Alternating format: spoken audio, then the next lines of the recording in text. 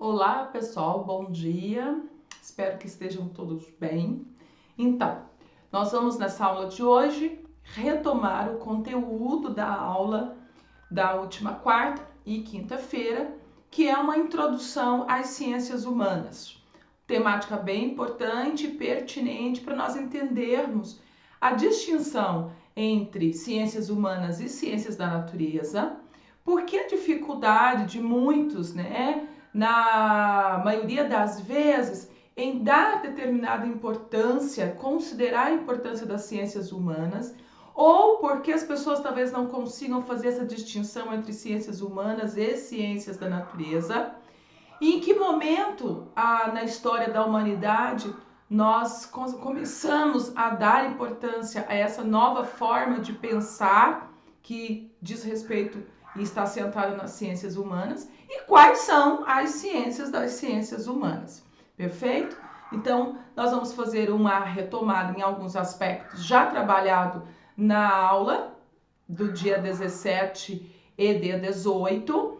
Entretanto, nós vamos acrescentar algumas novas informações que eu acho pertinente e também alguns desdobramentos, ok? Vamos lá?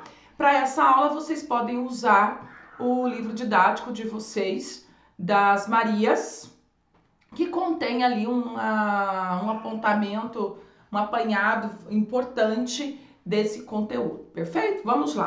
Primeiro, o que são ciências humanas, né? As ciências humanas, ela é uma abordagem que surge a partir do século XIX, com a necessidade, então, de se pensar o homem. Alguém pode perguntar, mas professora, já não se pensou o homem lá antes disso, né? Quando nós falamos, por exemplo, de pensadores na filosofia, no período clássico da filosofia, Sócrates, Platão, Aristóteles, estão sempre relacionando-se com temas que diz respeito à política, à ética, à estética. Isso não é fazer ciências humanas?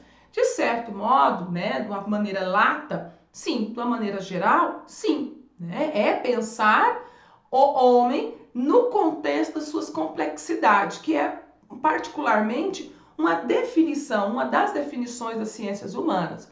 Entretanto, pensar esse homem com as suas complexidades, com as suas diferenças, suas nuances, suas diversidades, no âmbito da cultura, no âmbito do jurídico, no âmbito das crenças, isso vai ser uma abordagem do século XIX, tá?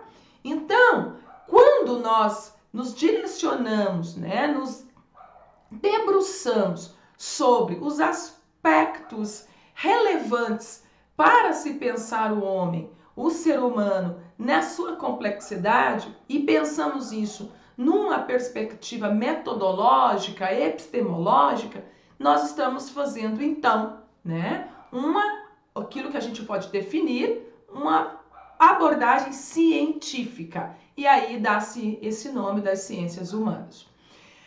Essa abordagem tardia, lá no século XIX, é um dos desafios das ciências humanas. Por quê? Porque anterior a elas já existia as ciências naturais. E o curioso é que até na filosofia isso acontece. Se nós vamos pensar os primeiros filósofos, eles vão retratar, buscar compreensão da realidade a partir das ciências naturais. A gente conhece eles como filósofos da natureza, os naturalistas. Pois bem, então, quando no século XIX há essa necessidade de se pensar o homem dentro das suas complexidades, a natureza também é complexa, mas há um outro grande desafio. Como fazer isso? Como fazer esse estudo? Como mensurar isso? E aí nós temos a princípio, uma contribuição dos filósofos e pensadores, que estão envoltos do Círculo de Viena. Eles vão contribuir, colaborar a princípio com a proposta de que, ao estudar as relações humanas, nós podemos lançar mão, certo? Dos mesmos métodos utilizados para a compreensão das ciências naturais, das ciências da natureza. Bom, isso funciona? Bom, a princípio parecia funcionar, mas não. Por quê? Porque ao mesmo tempo em que as ciências da natureza são dadas, né, de uma maneira que não acontece nenhuma mudança, elas não sofrem nenhuma interferência, elas não têm vontade, elas não são compostas por uma liberdade, por ações, por interferências do meio em qual, se você põe ali as leis da natureza, as leis da física, estão pautadas na regra da ação e reação, causa e efeito. Bom, se nós observarmos o humano, não necessariamente a leitura dele pode ser posta dessa maneira. Nós até podemos sugerir que em determinados momentos, né, se eu espero uma reação de determinado indivíduo, eu posso sugerir uma reação e esperar eu posso sugerir uma ação e esperar uma determinada reação. Mas isso é muito complexo, isso é muito arriscado, eu diria. Por quê? Porque o ser humano é livre e ele muda.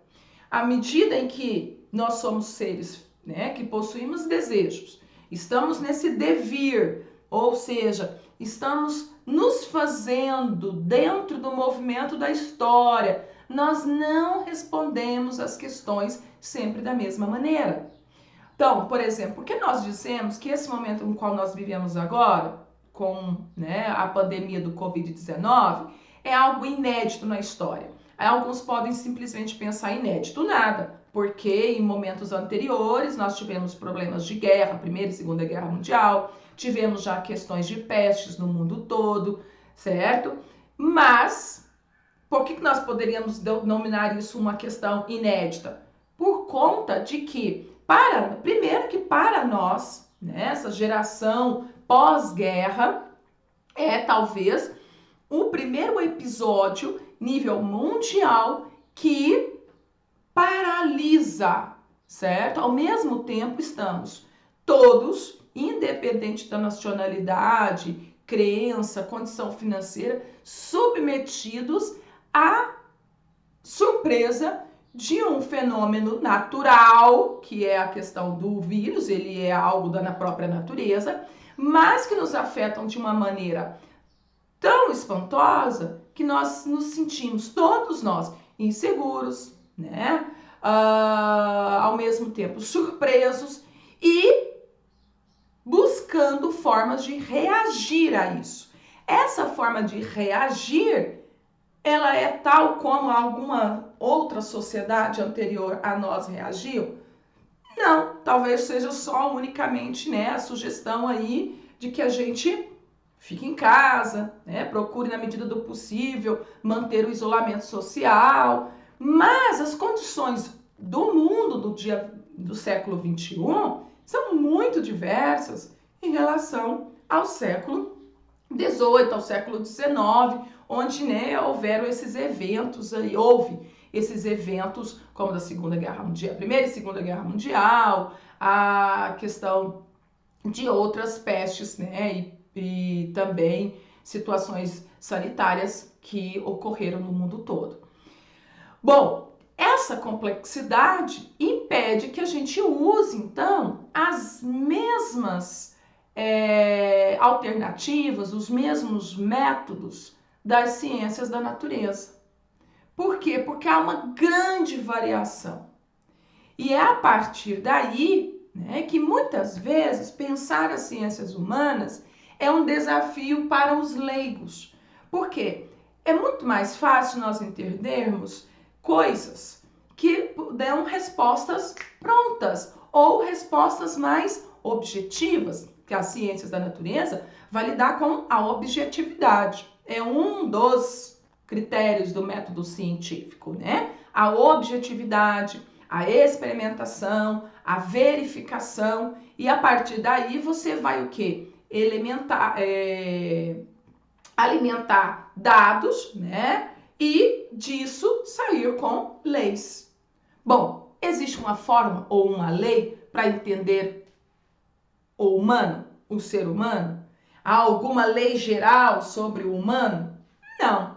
O que nós temos são o quê? São algumas ideias que nos auxiliam a pensar as relações humanas, as questões, né, do humano na sua subjetividade, na sua singularidade, na sua convivência com o social, com o outro, as suas respostas diante de determinadas situações, mas são tudo o quê? Né? Projeções. São questões que nós podemos colocar nas estatísticas, mas sempre temos aquela margem de erro. Essa margem de erro diz respeito a essa coisa que é própria do humano, dos desejos, das vontades, da liberdade e do mudar sempre. O humano não é determinado, não há um determinismo se nós usarmos o termo natureza humana, certo? Se é algo que é próprio da natureza humana, é o constante mudar. E essa mudança se dá ao interagir com o mundo, que também está em constante mudança. Então, esse movimento é algo que impõe às ciências humanas, né, uma certa dificuldade e colabora para que o público mais leigo tenha dificuldades de entender a importância das ciências humanas. E é muito comum nós ouvirmos até, né, infelizmente, por parte de pessoas que deveriam ter uma melhor formação quanto à questão das humanidades, ideias do tipo: as ciências humanas são desnecessárias, as ciências humanas pouco colaboram, as ciências humanas não têm muito a dizer, certo? Então, é muito comum nós ouvirmos pessoas dizendo: por que investir pesquisas em ciências humanas, né? Ainda mais hoje que nós temos aí diante de nós um panorama muito amplo de tecnologias, e é importante, né, nós sim investimos em tecnologia, é importante sim nós investimos em pesquisas de ciências da natureza, mas ao mesmo ponto também é importante investirmos nas ciências humanas. Por quê? Quem é o objeto das ciências humanas? O homem. Então, se ao mesmo tempo se olharmos para as humanidades e tivermos esse comportamento, né, de negação, nós estamos negando o conhecimento ou a compreensão do homem. Estamos negando nós mesmos. Então, esse é um desafio que aí muitos dos pensadores vão ressaltar, destacar para a compreensão das ciências humanas. Bom, então a gente já viu, né, que há essa dicotomia entre ciências humanas e ciências da natureza. A dicotomia é por conta do método e por conta da objetividade. As ciências humanas é bastante subjetiva. Entretanto, né, tanto as ciências humanas como as ciências da natureza têm algo em comum, que é em compreender o que é complexo. As ciências da natureza, complexo, né, aquilo que é do mundo, da natureza, e tudo que rege as leis da física, da química, da matemática e etc. Das ciências humanas, tudo que é complexo em relação ao comportamento humano. E aí nós vamos ter a filosofia, a sociologia, a psicologia, a economia, a administração e outras áreas que sempre são incorporadas.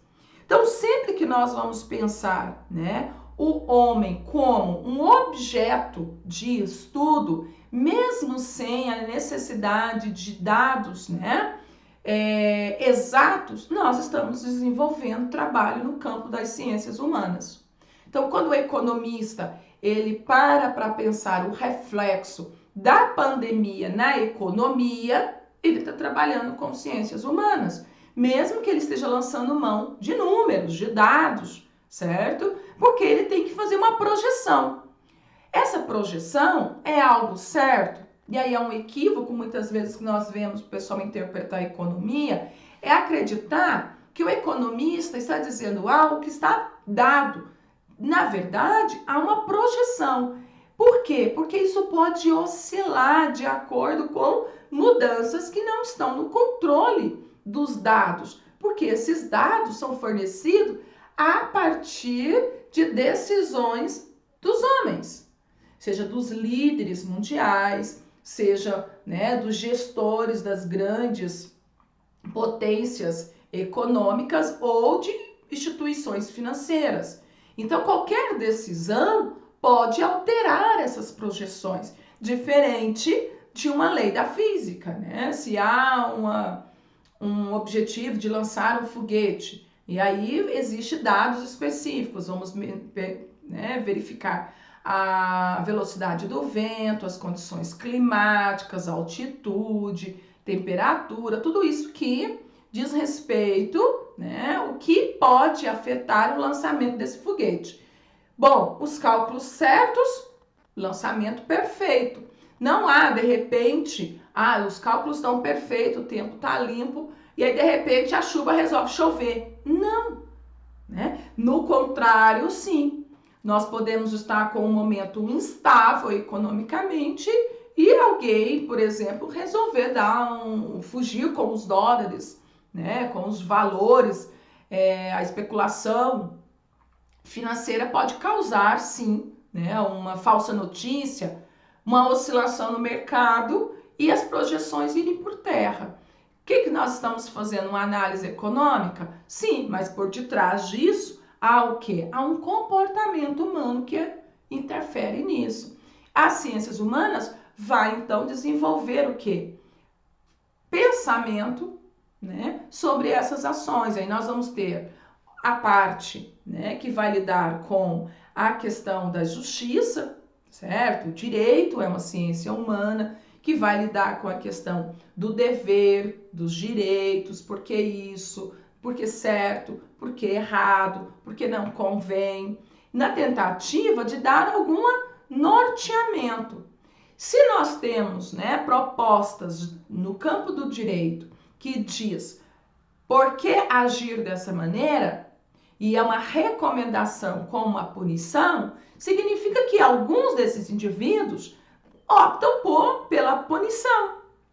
Ou seja, eu não posso garantir que mesmo havendo uma lei que determina que todos, por exemplo, hoje fiquem à medida do possível, né, mantendo o isolamento social, que todos vão optar por isso, alguns vão transgredir. Então é por conta desse desvio, né, da liberdade de escolher, de transgredir, é que existem as sanções legais. Isso é fazer ciências humanas, pensar essa complexidade do homem. É ou não é útil? É ou não é necessária? É claro que é. Dentro desse campo, nós vamos também trabalhar o comportamento humano, evidentemente. E aí nós temos a filosofia, a sociologia, com a compreensão da sociedade, das relações, dos grupos sociais. Nós vamos ter a filosofia para pensar, né, de uma forma tanto sobre os fatos, mas quanto também hipoteticamente sobre aquilo que não é fato, né? Nós vamos ter também aí a antropologia, que vai fazer um resgate da história do homem e oferecer elementos tanto para a filosofia quanto para a sociologia, para justificar por que esse comportamento e não outro, porque determinados povos agem de uma maneira e outros povos de outra maneira sobre a mesma situação. Isso tem o quê? É um reflexo de um tempo anterior, está no campo da antropologia, a geografia e as relações do homem com esse meio no qual nós, né, temos a felicidade de conviver, que é os recursos da natureza, como nós usamos esses recursos e qual é o impacto disso, por que o homem reage em determinada situação em relação à natureza e os recursos naturais em um determinado momento de uma maneira, em determinado momento de outro, porque nós não tínhamos, por exemplo, a consciência ecológica que temos no século XXI, lá no século XVIII, porque lá nós tínhamos outra compreensão. Então, isso é importante para a compreensão da história da humanidade. É fundamental que, sim, haja investimentos nas ciências humanas, porque, como nós estamos percebendo, ela faz parte do viver humano, não é descartável, sabe? Ela complementa e, de certa forma, eu sou defensora das ciências humanas, é o que permite que nós desenvolvamos também as áreas de tecnologia. Como eu vou desenvolver um software inteligente suficiente para identificar sentimentos, por exemplo, que é um, né, dos objetivos aí do pessoal que está trabalhando na área de robótica hoje, se eu desconheço como o ser humano imprime esses sentidos, esses sentimentos, o que promove, né, o que vem por detrás dessas emoções humanas. Se eu não tenho essa informação, eu não vou conseguir alimentar o software, porque eu preciso que ele identifique sentimentos no humano. Para eu saber como identificar, eu tenho que saber a origem, como se dá essa forma de sentimento.